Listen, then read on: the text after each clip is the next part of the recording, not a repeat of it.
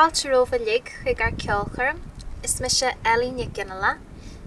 Tá si bhné písa ceol a chluisteil ó trí cheoltar iontach as ceantar Theilinn an iargheisceart chunanáil, Mick Eithne Ní Ghallchobhair agus Seán Johnny. Anois bé písa scéalaíochta agan le Eithne Ní Ghallchobhair, bé Eithne ag léamh ó leor uairsaí Múscail a Ghiorria. Díomh a chairde, tá luthar orm a bheith libh aniu, agus tá súlaim gúil sibh lig go léir am ábhar sláinte. Léamh leachtas an leor seo, tháinig sé maithanarí Múscail a Ghiorria, agus seo capital is sé rúd eile, agus tá an chaile inné áirithe go Ghiorria. Bhaíonn Ghiorria gluise an dtríochta bhína spága, smadrillte ar an néir agus ar na foga. Bhaí sin dríocht an sonis an sális, bhí si sá sia a bis agus a bháras. Agus bhaí sin na focail ag bárú in a crí, come all to me. Tar haimse, tar jiú adliam hain. Phléasc na focail amach an amrúacht, agus ina hintin in a haine bhailí siise drúacht, ná niu lá Bealtaine, lá na Bealtaine buí. Bhfuil bunniu os nádra an Ghiorria, nar a tháinig si ad le causa, dárdí si a glúne agus thosaí ar coscéim dása. Lúscí si agus lúbí si ag cromú agus ag cárú, misne seci ag ardú manamna ag bárú. Ruirta mór ceáil is rinca, bhog si go ragarne, go richama go tinsre. Gausaí si dí a héin agus gausaí si a sleocht a thug an casan céarna orthú héin a rucht uair nua ar an lá seo an eile bbliain gan éon srian. Gausaí si don na cailethe an leacht sé agus na dríthe. Gausaí si don na lochramáin na ridirí na síthe. Gausaí si léhí idir anam agus chorp. Gausaí si léhí gan stéanú, gan stop. I lán le funniu, lán le fúdar. Gausaí si léhí gan húlúdar. Bhí lustar gan chosfar a hawain. Gaia a thuirt den na crétarí cré, a nochtaí cin ar halú. Múscail sin na hainmhíthe a bhí fás ina gáú, le na lúfracht, le na hagantacht, le na rinca chochrim spríúil, wag si é go siamsúil, go suairt agus go cíúil. Gausaí si léhí, mar bheadh duine ag ráhailí or bí eici ina crí go fáil, cefní na cailí. Gausaí si go héire, agus rinn si a cailúrú, bhí síl na saoirse eici síl gan mhuiarú. Thug si ahan chrá a bhhar go tréanann si, sús agus síosta na colpachas na glintí. A níor agus siirlaí, a non agus a nál, bheadh neart ama eici le na scíiste a ligint ar ball. A haniu, lá na Bealtaine buí, bheadh rúile búile eici le na rinca ghrí. Rinneann Ghiorria a mhór den na havre lé, a stúm ar hiúl, a cíal ar stré. Ní bheadh ceol na mráisí, le clonstin eici tróna, na cant na mad an caia bróna. Ní eitleád éon speideog, bríd ineog a gistina, ní chlunthe trí chrág ar an dáras istá. Ó warid se beá ar fad, gausaí si léhí gan stop, gan stad. Gur thocraí si éirí as mar rinca, agus ar hiúil léhí i drá na litse. Chroith is rón, chroith a chud clúas, Jimmy si léhí bél a cin ba luas. Tháinig sí teathrú splancán, thuúla sí teathrú ceolán, waithí sí teathrú scafte an, seohanse a méo scéal an. Híon Ghiorria go neanad sí is scíste, chur orthaí clúas le héisteacht. Agus tásúlaim go méid a lid go léir igal a dráglan chalam ceile go lua agus gíam ahanrá ar éit scéal agus ahanrá ar an siopa leor. Slán go bháil. Tá muid go le arcar taspintas Ealaíonn ó muintir ghlancum ceile. Am lína bhí ranganí speisialta agin ranganí painteoireacht agus crochet fuairmuid takeíocht ó bord oideachas agus ola nach chúnanáil chun na ranganí seo ar chur ar siúil. Na múnseirí a bhí teagas na ranganí seo na Conal McAteer agus Mary Patricia Byrne. So nis, seo sampla bug den méid bhí deanta muintir an ceantar na ranganí sin. Mis go le anú coppla port nar tuis a bhgéisteach ar gargur seo.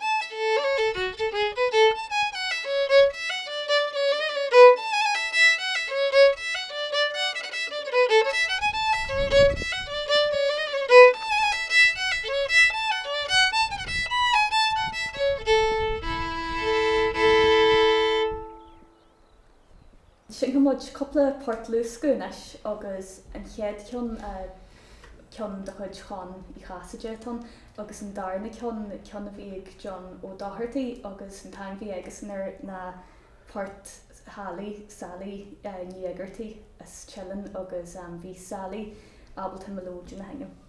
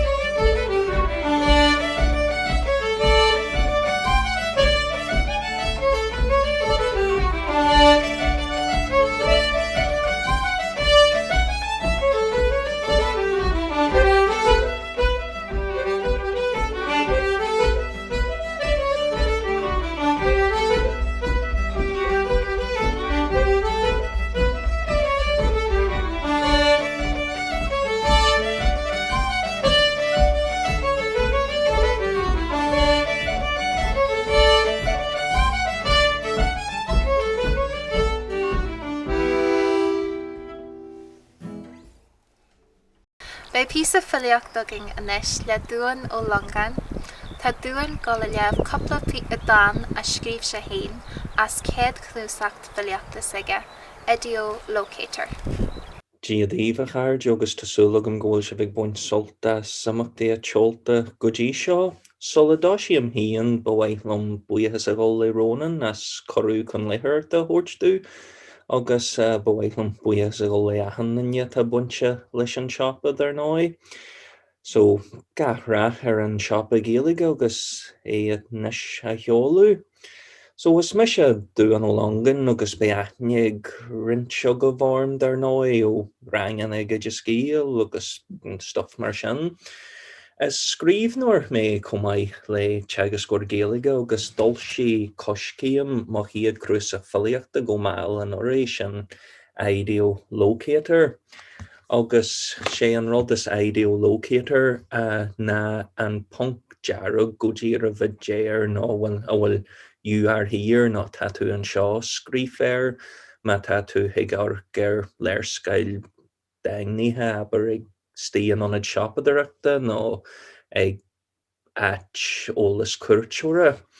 Agus is cí tá mé ceinneal tin ag léú a tuideal dan go pointse ealaíontóirí agus cí é nó fila a chaith a híal hart fa na ceile boga agus a scríomh go minic fa glán colm ciile agus fa hir chonal a námnan na Francis Harvey agus is éisian a spráig ceinneal an hiad dan sin. Tá dan ag Francis Harvey Information for Tourists agus a tús a leis sin and he had a couple of líne na pull up your car for a moment, stranger. Look hard at that broken, discarded man. Agus nuair a hiad thoisín mé an dain seo den hiadúr be ólas cuirteoire a chuir mé a datray mé sin go ealaíontóirí de réir a chéile. So nuair a hiad chuir mé an cód híon le chéile be ólas cuirteoire a tuideal a bhí ar a lóir istocha. So lé mé an hiad dan an tuideal dan go ddíireamh nó mar a déire me sé Francis Harvey a bhí an a chónaí go measartha áitiúla agus a scríomh a cheant ar glán colm ciile a spráig a dan seo. So seo ealaíontóirí. An seo a tatú a churasóir ar bhair sléamh éig an eile faoi ghrian saoirí camera de lach ag tarint pictar don lucht soála. Féach na círaíúd a churasóir bal é thadaí bhána siad fuair stadaí a measc na Ghiorriach maidin léabhrí meach leis a chochaíonn na círaí anois. A bhecinn tú a réala guaig na cháil tá a hán tuismothirí agus uncle lum a nua óháin cursim in náta. An siapal sin na hacha hí achar meachar an ag meach nuair a réana.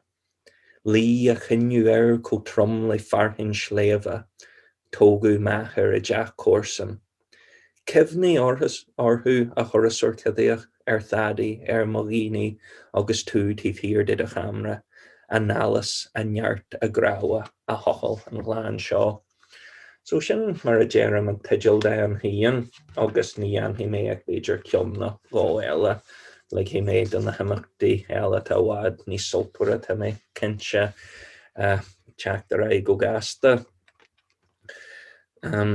So an darna cion a dhéanhí mé beidir na tuiscin se táhaircín agus scíal tá measar a samúil tíhíir den dan seo na an chiad líne be an tathair Seán ó Gallachobhair chiad cruchaí a chiad líne. Thug sesin do charil mé fear as ina seoin paddy doherty chaith a híal mar winseoir. Agus thug sesin an chiad líne dús agus dír sé orm cinneal dan a chumú hart air. Agus an chiad líne bhí an a mód díilse dé a hawer cin uí. Agus nuair a rinn mé taide ar an táhair cin híon cé a tíhíir den bhla. Agus dar nói sé a mérdla na primrose sin prime rose an chiad bhlaat den bblion ar an áhar go wasan sé go measar a luas a bblion. So bhí golóir tíbhíir dé ó híomh beidir síl nua ceol gra nua stuff mar sin agus fiú thug mé fadear go raibh sé luaite in a midsummer night stream agus tá ceol taggart do sin na stíhon an bhean histí sa drama sin deir sí rud an Tyrcastle le where he and I and Primrose beds were wont to lie. No rud an Tyrc mar sin bí sé ó go bliain dóhan bé sé ag daine go tá mé cinse. Cabbé so rin mé ceol dan faoi ceol jearú caiddrih well chum mé dan fa dhearú caiddrih agus ceol amsú dóchais in é sin. So seo díobh tuiscin se táhaircín. Mó díalsa dé a hahaircín nuí agus mélam híon sa chuil seo. Tus le nimhnar trí te géhrú gan géilte do ghrian. Jearú fada ag blian wai ag ginseocht síl médaithe ag seochain buas na nillio géad ag ma dóin an fréú ach fallú a chréan. An saoircín bui a bhris a talú dus ag am nach waca mé blá le cinnta. Tuigem wai nach jearú gach ma go wasan rodúr sanara. A haoircín rí is leat mo chrí agus mé san at seo límod.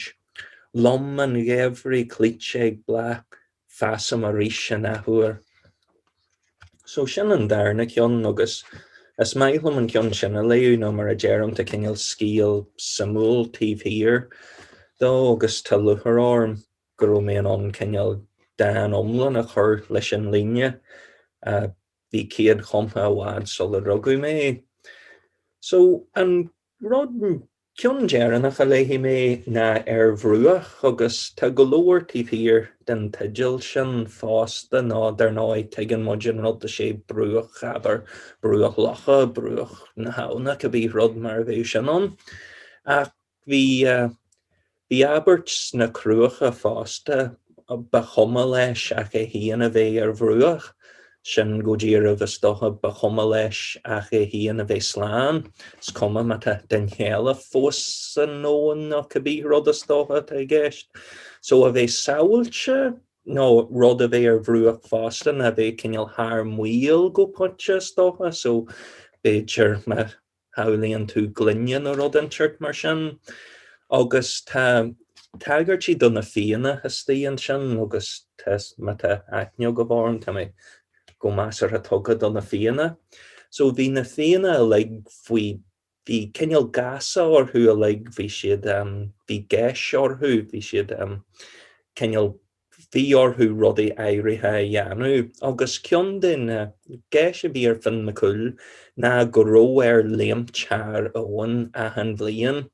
Agus munar ó sé an seo a cholínú a an bhliain ba chinse go joci a bhas a rí na bliana sin.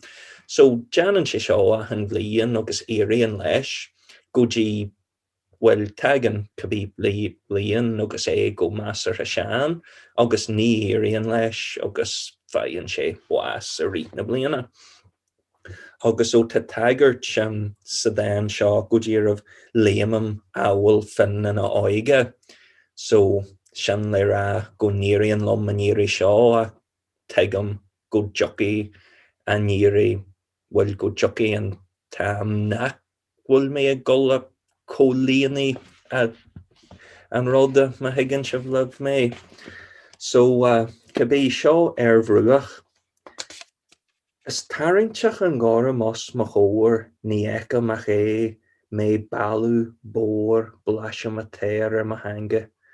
Is rá chuachtach an gára mos mo chóir bígam clunneam mo chrí i ggéan tí an pláiste agus ahar ní ligan ogla nó naire dú bogu. Is illa chuachtach an gára mos mo chóir níl dadaí a hé bogam go máil go hoglach ar chrí. Le teach den náirdaí ampsíam crógacht, léamam ábhfuil fin an áige, haar handbrake, haar gearstick, feiscam í. So tá ceol chompú stocha ar dan seo ach cabbé dan cion duine dantaí is fearlam híon. Beidir ná de smaithlam a cinchil chompú ag a déirú. So cabbé tasúlagum gur bhain sibh solta sa trí dain sin, tasúlagum gur méon an cinneal chur leis an ihe nó leis an amacht. A rís buíochas le rónan agus le hatan na tá buintse leis an siop a géalaige, gahraach ar a tionscadal hían agus, well, ar na daine tá buintse leis. Agus tasúlagum go bheice mé sibh san íorthaíal lua go leor, gur míle mé agah as éisteart. An ídearnach féslinn a nacht na ré McManus is scríbnear múintear agus cara mórla idir scéal ré le na blinta fada. Tá muid ionta bradú ghfuil ré gáil seolú ar sibh idir lína uair don siopa géalaige. Is an sin na dhé sin, críochna muid ceolchar an bogsain le páirt dearnach ó Mick Brown, Eithne Ní Ghallchobhair agus Seán chun Johnny, gur míle maigah agus tíof muid sibh gan bhail.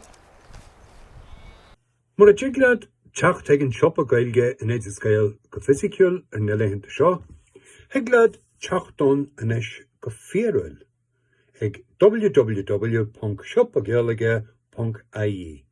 Sin siomh idirlín álan uair a tailliúcí amach chu humasach agus chu siimplí sin go mé héin fiú ábalta má bhealach a dhéanú fréid gan dua gan deacracht. Is léir de rinnead bích ón chéadúir gur an siomhúir gur Ceoltóirí iad muintear idir scéal ar chuirsaí fólama agus ar chuirsaí teagisc. Sin an tia go bhfuil agus go mé i gcónaí, rathart chomór sin ar an siopa ag fólamóirí agus ag múinteoirí a réin. Mar a sól don síl fóla, tá na cuasaí in idir scéal déirithe ar ólamóirí Féasta, agus tá neart ábhar sa siopa daofa siúd. A tá réimse iomlán leorthaí agus aiseanna in ghealaigh do dhaoine óga da aithnéis ar fáil Féasta, locht na Néanraí, locht na Múscailtacha agus locht na Meánscailtacha. Tá réimse leathan cartaí ar díal fanne ócaidí agsúla Féasta. Tá cartaí ón fahinne lá de bhreithe agus lá de bhais.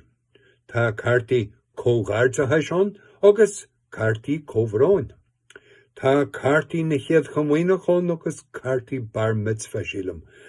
Agus tá cinón fanne lá de fósta agus beidir go deocha le teacht fiú ar cheann fanne lá an chulscartha. Tá féileiríón agus suhantais agus brontanis glóite a hócú crí duine ar bith. Ach sé an rud is tábhachtaí fan na hairí seo le ná go bhfuil siad ar fáil in ghealaigh. Agus in éon áit amháin. Ceann na buanna speisialta atá ag siopagailge.ie ná an bailíochan ceoil atá díalún. Tá dlúcheangal ag idir scéal le cairdeas na vigiléirí, agriocht a chohíonn spéis i gceol fidile ghunaáil. Tá ahan albumm dágaid ar fáilann seo chumaid le dlúiescí de chuid Ghiorria agus de chuid Clada Music agus mórán agriochtaí eile Féasta. Chúla mé cogur ar na mhuilimh ghuail cúpla cóip fágcha den dlúiesca cailúil sin ré agus Joe Bell. Bert Uascan a ghfuil dagal a bherte agus lúbíní. Ní leis agam cé hiad ach deartar liom go bhfuil siad intínta muid ar fad. A dagal le leorthaí, tá Filíocht an seo, gearscéalta, úrscéalta, bathéis néisí, leorthaí critica agus taide. Bíon lucht seandálaíochta a tarint ar cheantar lean cholam ciile a gcónaí, nó tá clú agus cail ar thuamaí cuairte agus irsmí eile na haidte. Tá tharafa sin, ní léon ghantanas tróir leorthaí nó leorthaí seandálaíochta sa siopa. Chumaid le seothalaigh, tá na sé imleor de scialta as tíorchonal le Séamus McManus aistrithe ag Mícheál McGill ar fáilón Féasta. Tá uair hiúdaí eilimiún. Tá scialta fici chean néalón. Tá úrscéalta agus gearscéalta winter fic gréna leigón Féasta. agus na leorthaí taide a ggóin leofa. Seán éid, a bhí tú saneolalas dhéalaigh gúnamáil. Tá Churraighín tíar chonalón le Seán mac Méalainn, cruasá focail as Theilinn le húna í bharn. Seán chaint Theilinn le Seán ó Hochaí, Gealaigh olú le dún lo bhil tána san leorthaí leg ón agus tá sé díntaach. Tá mé deanú nach bhfuil aitribbí heile sa tír, a déaglead an saneolalas ar fad, idir cheol agus teangaí, litríocht agus uaran, fólam agus teagasc, a eil in éanaid Dubhán agus go thomlan so aimsethe agus forasta cheannach. Mar is ól tú héin. Agus is minic a cheannaí mé leorthaí ón siopa healaige ar an ghuathain, ce bé rud a tatú lorug bei seogad le casú a feist. Tresníam an síomhúr le his Gael, cógáirdeas leh as an eis seo a chur ar fáil dólamóirí agus do bhainteoirí, do locht léin agus do locht sealabathe agus locht fólamthe na Gaeilge in dhéireann agus ar fud an dóin, gur a fada buainseamh. Sin bhfuid coppla riadal inis agus an chead ceann na buichalí mhálainne agus an darna ceann na tún de chuid Fransaí dearg dincís an taingtar.